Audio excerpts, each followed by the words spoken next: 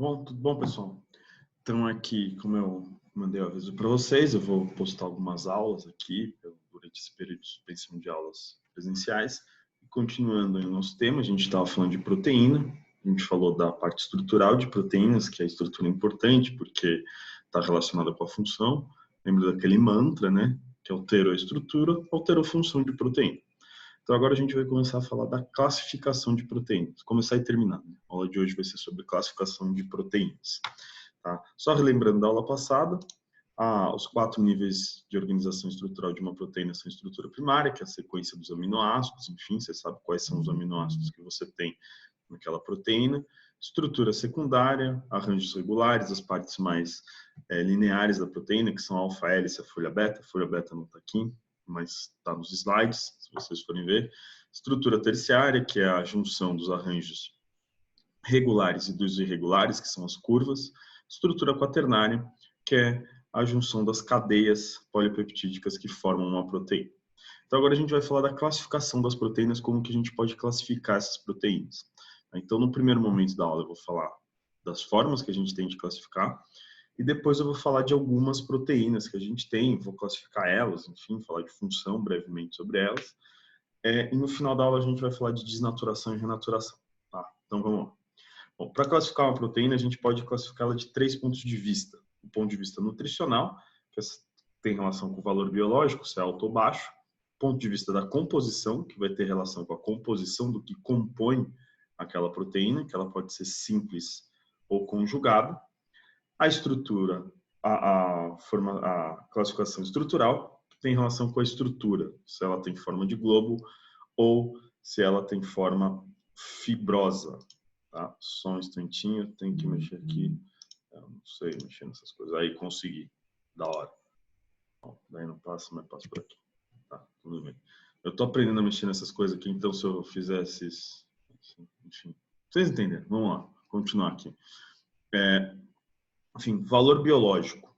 Tá? Quanto à classificação nutricional de proteínas, que é o valor biológico.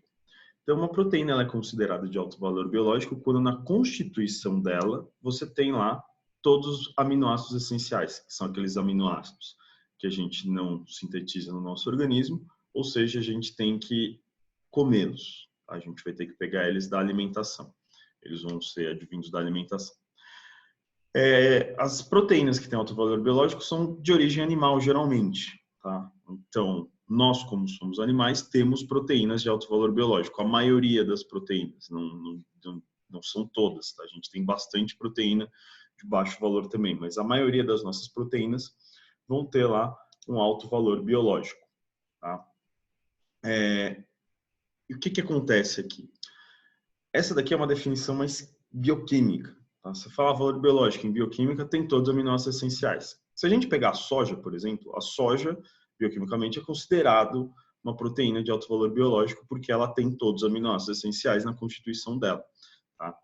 Mas, na prática, a soja, apesar das proteínas da soja terem lá todos os aminoácidos essenciais, a biodisponibilidade é baixa. Como assim? A gente consegue digerir mais facilmente a proteína de origem animal, disponibilizando esses aminoácidos essenciais para serem absorvidos e caírem lá no nosso sistema, na nossa circulação.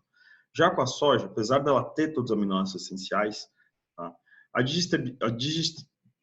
digestão dela, enfim, vai ser mais demorada, vai ser mais difícil, e a gente vai disponibilizar os aminoácidos essenciais numa velocidade menor ou até menos aminoácidos essenciais, a gente vai perder um pouco no trato gastrointestinal. Tá? Então, os vegetais, eles podem ter vegetais com alto valor biológico, mas a biodisponibilidade é menor. Tá?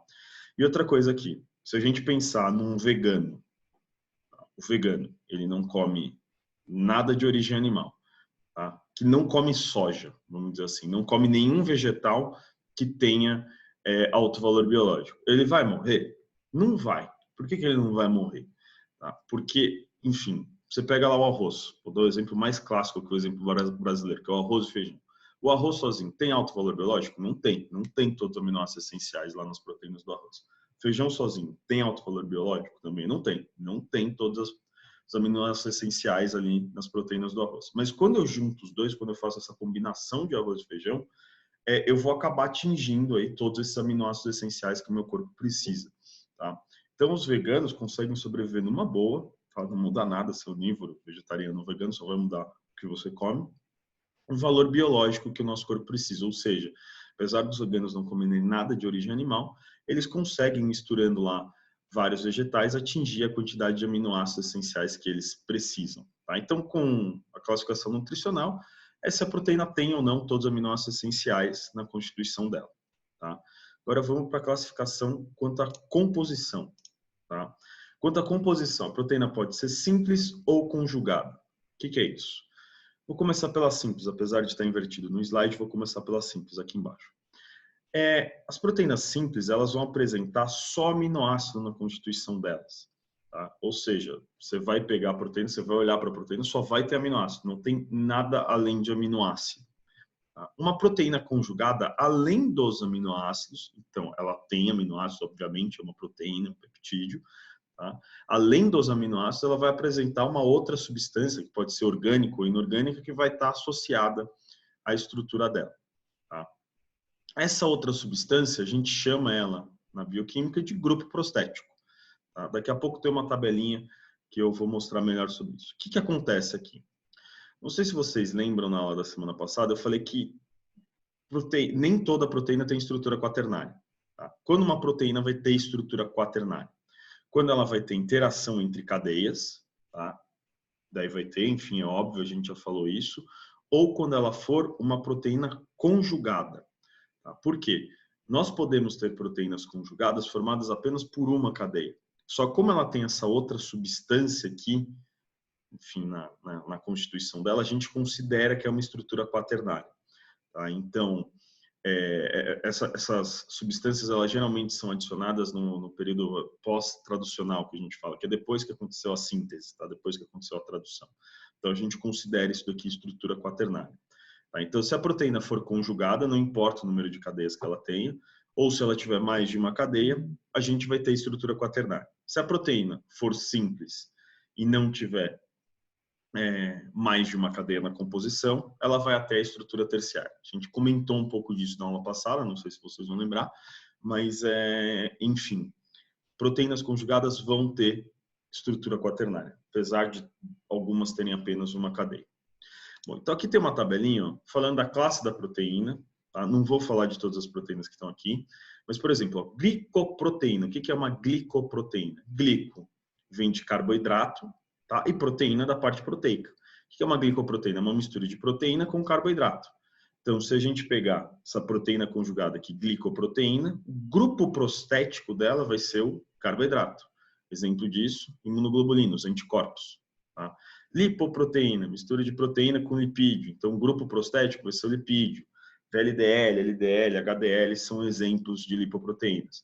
E por aí vai. Tá? Aqui tem alguns exemplos, mas o importante saber é que nas proteínas conjugadas elas vão ter aminoácido na constituição, então vai ter uma parte proteica, mas também vai ter uma outra substância.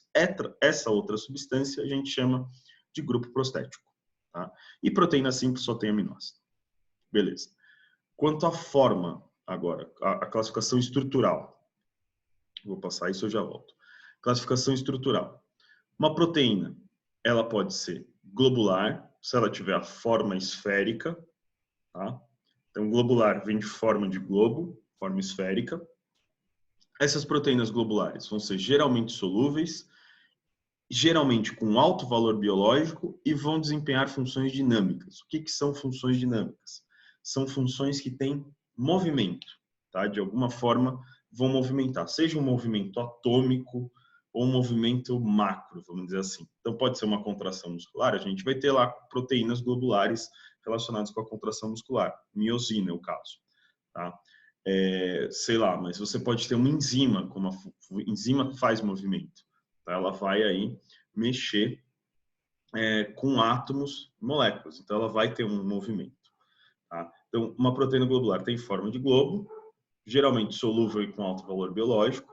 Tá? Por que geralmente solúvel e com alto valor biológico? Tem proteínas globulares que são insolúveis e com baixo valor, mas a maioria é solúvel e alto valor. Então, se você precisasse chutar, você vê que é globular, solúvel e alto valor. que a gente tem certeza de globular é que ela tem forma esférica e vai desempenhar funções dinâmicas. Já a fibrosa, a proteína fibrosa, de classificação fibrosa, ela pode ser globular ou fibrosa. Fibrosa, ela vai ter forma alongada, forma de fibra, forma de fio, tá? São geralmente insolúveis e com baixo valor biológico. É o mesmo esquema aqui da globular. É geralmente, tá? A maioria das fibrosas vão ser insolúveis e baixo valor biológico. E elas vão desempenhar papel estrutural, que é um papel mais estático. Então, enquanto as globulares vão ter alguma questão de movimentação, tá? As fibrosas elas têm um papel mais estático, elas vão dar estrutura para algo. Tá? Bom, então agora a gente vai começar a falar de algumas proteínas específicas aqui. Eu vou sempre pegar essas proteínas e classificá-las primeiro com vocês em valor biológico, composição. Então, valor biológico, se é alto ou baixo, provavelmente alto ou baixo. Composição, se é conjugado ou simples. E forma, se é fibrosa ou globular. Então, a primeira que a gente vai falar aqui é a alfa-queratina. Já está aqui a resposta, mas tudo bem. É uma proteína que tem no cabelo e nas unhas. Tá? Ela é uma proteína estrutural. Se ela é estrutural, a gente já tem certeza de uma coisa. Ela é fibrosa. Tá? Então, ela é uma proteína fibrosa. Na alfa-queratina só tem aminoácido, não tem nada além de aminoácido. Então, é fibrosa, simples, e daí valor biológico. Ela tem baixo valor biológico. Tá? Ela tem baixo valor biológico, mas se você chutasse, por que você chutaria baixo valor biológico? Porque ela é fibrosa. Tá? As fibrosas geralmente têm baixo valor biológico. É só você pensar, você não consegue viver comendo cabelo e unha. Tá? Se conseguisse, seria, se bem que deve ser ruim. Enfim, mas você não consegue. Hemoglobina, próximo que a gente vai falar aqui, que tinha lá no começo dos slides, eu preferi passar para cá. A hemoglobina ela é uma proteína. Olha o nome, hemoglobina. Se tem globina, forma de globo. Ela é globular, tá? Então exerce função dinâmica, tem forma de globo, solúvel, ela anda no sangue, né? Ela carrega oxigênio no nosso sangue. Tá? Valor biológico da hemoglobina é alto. Tá? É um alto valor biológico e você chutaria isso porque ela é globular. Tá? Então, ela é uma proteína globular com alto valor biológico. E o que acontece? Aqui na estrutura, estão vendo esses vermelhinhos aqui? Tá? Esses vermelhinhos são o que a gente chama de grupo M. O grupo M, ele é um grupo que tem ferro na constituição dele. Tá? Ou seja, ferro, a gente não encontra aminoácido com ferro. Tá? Então, a hemoglobina ela é uma proteína conjugada. Tá? Por quê? Ela tem lá os aminoácidos, tem as cadeias que formam ela, mas o grupo M que contém ferro é o grupo prostético dela. Esse grupo M não tem característica aminoácidica. Tá? Então, a hemoglobina, isso é uma proteína conjugada, porque não é formada só por aminoácido, tem aqui o grupo M, é uma proteína globular, forma de globo, função dinâmica e de alto valor biológico. O que acontece com a hemoglobina? Aqui eu trouxe um exemplo para vocês, eu até falei na aula passada também, da anemia falciforme. Tá? A hemoglobina ela fica dentro das hemácias, que são as células que circulam no nosso sangue. Né? O que acontece? A anemia falciforme é a troca de uma base nitrogenada no DNA. Estão vendo? O DNA de um ser normal é CTT, de um ser que tem anemia falciforme, nós estou falando um ser humano que tem anemia falciforme, esse T aqui troca por um A. Fazendo essa troca, vai mudar o RNA mensageiro, que muda o aminoácido que vai ser inserido. Você toca um glutamato, que é um aminoácido polar negativo, enfim, depois vocês lembram disso, polar negativo, pela valina, que é um apolar. Você mudando um aminoácido na molécula, você altera a forma da célula que ela está inserida. Lembra, alterou a estrutura de proteína, você altera a função. Tá? Ou seja, a hemoglobina aqui de um indivíduo que tem anemia falciforme não vai transportar oxigênio da forma que ela deveria. Ela vai ter um transporte prejudicado nesse caso. Tá? Enfim, aqui é só um exemplo, a gente já falou disso na aula passada, só para exemplificar. Outra proteína que a gente tem é a albumina. Tá? A albumina é uma proteína relacionada com transporte no nosso sangue. Tá? A principal proteína de transporte que a gente tem, ela transporta substâncias. Se ela faz transporte, tem uma função dinâmica, que tem movimento. Tá? Por ela ter essa função dinâmica, ela vai ser globular. Então, ela é uma proteína globular. Ela tem alto valor biológico. Tá? O globular provavelmente tem alto valor biológico e ela é utilizada na prática, vocês vão ver em outras disciplinas, para falar sobre desnutrição, tá? Quando o indivíduo está desnutrido, o nível de albumina cai. Não é o melhor marcador para isso, vocês vão aprender, mas o indivíduo desnutrido, a albumina plasmática cai, porque, enfim, ela é um baita valor biológico, ela tem muito aminoácido essencial, tá? E ela só tem aminoácido, então ela seria simples, tá? Então, albumina, forma de globo, função dinâmica, que é transporte, tá? Tela glandular. Ela tem um alto valor biológico, um altíssimo valor biológico, é utilizada por conta disso como marcador de desnutrição, e ela é simples, só tem aminoácido na composição dela. Bom, para fechar essa parte de proteínas, a gente vai falar do colágeno. Colágeno é uma proteína fibrosa, tá? Então ela é estrutural, ela é simples, só vai ter aminoácido na composição e ela tem baixo valor biológico, tá? O que tem de importante aqui do colágeno? O colágeno a gente vai gastar um tempinho um pouco maior, tá? Colágeno é a principal proteína que compõe a massa proteica dos mamíferos, tá? Então, quando a gente pensa em mamífero, a proteína que a gente mais encontra é colágeno. 25% das proteínas que a gente tem no nosso organismo são colágeno, tá? Fala, pô, 25% é um quarto, não é tanto. Pensa que a gente tem milhares de proteínas, tá? E 25% delas são colágeno. Então, é muita proteína. Ela faz parte da pele, matriz orgânica, enfim. Não sei se vocês ouviram isso, BSH ainda, mas ela forma o que a gente chama de matriz extracelular. Quando você tem tecido conjuntivo e matriz extracelular lotado de colágeno. Se vocês lembrarem, a maioria dos tecidos vão ter aí uma parte de matriz, enfim. Então, a gente tem colágeno para cá. Colágeno, como ela é a proteína mais importante, além de classificar ela, a gente já classificou fibrosa, simples e com baixo valor biológico, a gente vai ver os níveis estruturais dela. Então, nível primário, secundário, terciário e quaternário. Tá? Nível primário. Colágeno, ele é formado por uns 900 aminoácidos. Então, a estrutura primária seria o da sequência desses 900. Obviamente, a gente não tem cabeça para decorar 900 aminoácidos de sequência. Deve ter uns loucos aí do mundo que consegue, mas a gente não. Tá? Então, quando eu falo que a gente tem que saber a estrutura primária do colágeno, a sequência de aminoácidos que forma ele, tá? É a sequência formada por uma repetição, por um padrão. Então, você pega qualquer molécula de colágeno, ele vai ser formado por uma glicina, ligado a qualquer aminoácido, que é o X, e uma prolina. Depois dessa prolina, o que viria? Glicina, aminoácido X, prolina. Então, é glicina, X, prolina. Glicina, X, prolina. Glicina, X, prolina. Isso vai se repetindo até chegar a 900. Geralmente, esse X é uma alanina.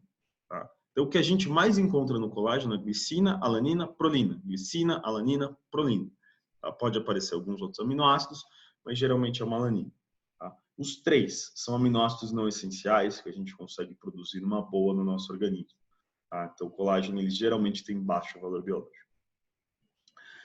Estrutura tridimensional do colágeno, que a gente agora vai falar da estrutura secundária. Tá? O que é a estrutura secundária do colágeno? O colágeno é como se ele fosse um fio de alfa-hélice.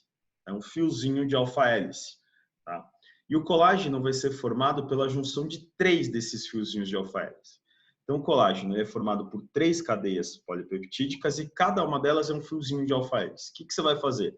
Você vai pegar esses 3 fios e trançar, formar uma trança. Tá? Essa trança dos 3 cadeias de alfa-hélice vai ser o colágeno. Lembrando, cada uma dessas cadeias vai ter lá a sequência. Glicina, alanina, prolina. Glicina, alanina, prolina. Fez essa sequência, fiozinho de alfa-hélice. Fez 3 fiozinhos de alfa-hélice, você pega, trança eles, ó, é uma trança, eles formam uma espécie de uma trança, e você formou o seu colágeno. Tá? Essa tripla hélice aqui que a gente chama, e que a gente pode chamar de colágeno, na prática muita gente chama de tropocolágeno, mas é o colágeno. Tá? O que acontece com o colágeno? O colágeno, na hora de se organizar, ele não vai ficar o colágeno solto lá, enfim, tropocolágeno, uma superhélice solta. Ele se organiza em fibrilas de colágeno. Eu vou passar o slide e mostrar na figura. O que são essas fibrilas de colágeno? Então, aqui a gente tem o colágeno, que é formado lá pelo trançamento das 3 cadeias de alfa-hélice. Tá? Cada colágeno é um desse bastão aqui laranja, esse bastãozinho. Isso daqui é um colágeno. Tá? Os colágenos, eles se organizam é bizarro, né? Organizam de forma aqui, ó, sequencial e de forma paralela. Tá?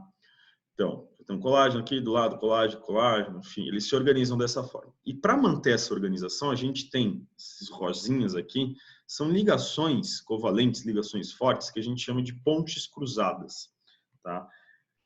E vai depender da estrutura que o colágeno é localizado, a quantidade de pontes cruzadas. Como assim? Você pega o tendão. Tendão é formado por colágeno. Se vocês lembram de tendão na anatomia, ele tem uma característica meio metálica até. Quando você pega no tendão, é meio metal.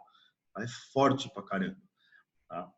Um tendão tem bastante ponte cruzada. Tá? Tem ponte cruzada pra caramba. Ele é rígido, é paradinho. Se a gente pega a pele, a nossa pele, a pele ela também tem a mesma quantidade de colágeno que tem no tendão. Ela é formada majoritariamente por colágeno. Tá? Só o que acontece com a pele? A pele tem pouca ponte cruzada. Por isso que ela é mais flexível, mais molinha. Tá? E o que acontece ao longo do tempo? Ao longo do tempo, essas pontes cruzadas aqui, por conta da nossa vida, enfim, de estresse oxidativo, eu costumo falar que até os 25 anos a gente está metabolicamente evoluindo, chega nos 25, a gente chegou lá no bico, a gente vai começar a morrer. Então a gente começa a morrer a partir dos 25 anos, metabolicamente falando. Então o que vai acontecer? Depois desses 25 anos, até 25 anos, a gente, enfim, aumentou o número dessas pontes cruzadas. Então, aumentei o número das pontes cruzadas. Meu corpo tira a fibrina inteira, então tira a fibrina inteira da jogada e põe uma nova. Tá? Depois dos 25 anos, o corpo fala, pô, já estou começando a morrer aqui metabolicamente, vou deixar essa fibrina aí porque ela está fazendo a função dela, só está um pouquinho mais rígida que o normal. E daí você vai deixando de substituir. E o que isso causa? Ruga.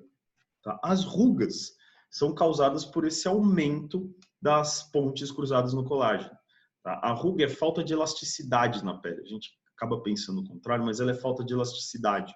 Tá? Então, conforme o tempo vai passando, você vai aumentando aqui as pontes cruzadas no colágeno, isso vai perdendo a elasticidade, a característica da pele, vai ficando mais rígida, tá? Não que ela vire um tendão, mas vai indo para aquele lado do tendão de ser rígido e forte, e você fica com rugas. Tá? O que acontece? Hoje em dia não está mais tanto assim, mas tem uma galera que toma colágeno para tirar ruga. Não funciona esse rolê. Por que não funciona esse rolê? Pensa, o colágeno ele tem glicina, alanina e prolina, principalmente. Quando você come o colágeno, seu corpo vai, enfim,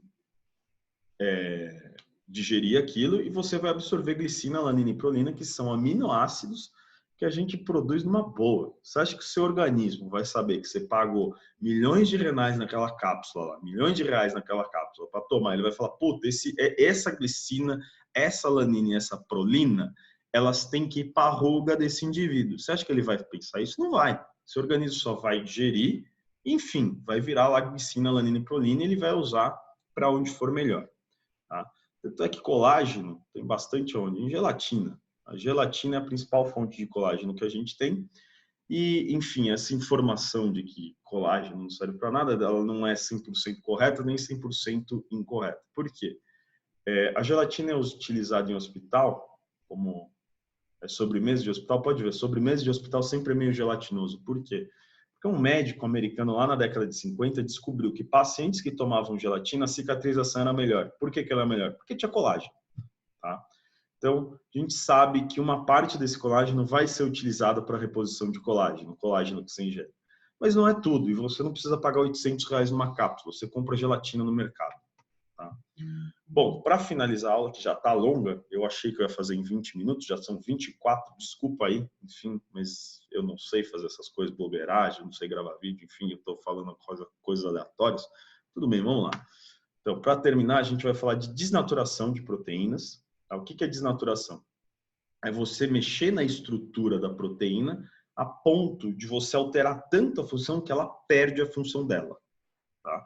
Lembra, mexer em estrutura de proteína mexe com a função. Altera a estrutura, altera a função. Tá? O que é desnaturar uma proteína? Você mexeu tanto, você alterou tanto a estrutura da proteína que ela perdeu a função, ela para de funcionar. Tá? O que desnatura uma proteína, geralmente? Aumento de temperatura.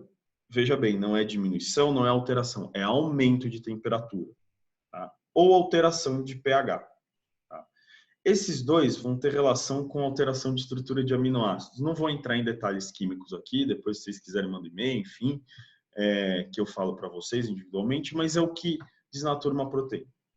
A desnaturação é sempre ruim? Não. A gente usa a desnaturação a nosso favor diariamente. O processo de digestão, nosso estômago é ácido, altera o pH, tá? Deixa bem ácido, para a gente desnaturar a proteína e facilitar a digestão dela. Tá? Então, desnaturar não é sempre ruim. Tá? O que acontece? Se desnaturou uma proteína, ela pode sofrer um processo de renaturação. Que quando você tira o agente, a proteína que estava lá sem a estrutura, perdeu toda a estrutura e alterou toda a função, volta com a estrutura normal e voltaria com a função dela. O que acontece? Várias proteínas sofrem renaturação e várias não sofrem. Vou dar 2 exemplos aqui para vocês entenderem. Tem um aqui, ó, clara do ovo, albumina da clara do ovo. Quando você esquenta o ovo, então, aumentei a temperatura, esquentou o ovo, fritou o ovo lá, cozinhou o ovo, sei lá, esquentou o ovo, a clara, que é transparente, fica branca. Isso é a desnaturação da albumina. Se você cozinhou o ovo, ou seja, você esquentou, você tirou ele lá do cozimento, colocou no freezer, ou seja, você está tirando o aumento da temperatura. O ovo volta ao normal? Não volta. Por quê? Porque a albumina não renatura. Tá? Agora, se a gente pegar uma outra proteína, por exemplo, ou um outro estímulo até da albumina, enfim, mas vou pegar outra proteína para ficar mais claro, que é a alfa-queratina que está no cabelo. Tá? Alfa-queratina é o seguinte, na alfa-queratina a gente pode ter lá várias pontes de sulfeto, pontes de enxofre, a gente falou semana passada. O que acontece? Quanto mais encaracolado for o cabelo, mais ponte de sulfeto tem no seu cabelo. Tá? O que acontece? Quando a pessoa quer alisar o cabelo, o que ela faz? Faz chapinha, certo? Então pega lá um ferro de passar e taca no cabelo e esquenta o cabelo. Por que faz isso? Você está esquentando a alfa-queratina que está no cabelo e você está rompendo essas pontes de sulfeto. Rompeu as pontes de sulfeto, você está desnaturando aquela proteína, ela está perdendo aquela função de dar estrutura encaracolada, ela vai ficar lisa. Tá? Só que o que acontece? Você fez chapinha, se molhou, né? As pessoas que fazem a chapinha normal, não vou entrar aqui no numérico da progressiva, tá? Mas vocês por que voltou ao normal? Porque você tirou o aumento da temperatura. Tá? Você resfriou o seu cabelo. Bom, a aula disso é hoje, pessoal. Semanalmente aí vou ficar postando aula para vocês, tá? Dando instruções. Enfim, é isso aí. Espero que vocês tenham gostado. Falou. Até mais. Vou parar aqui. Tchau, tchau.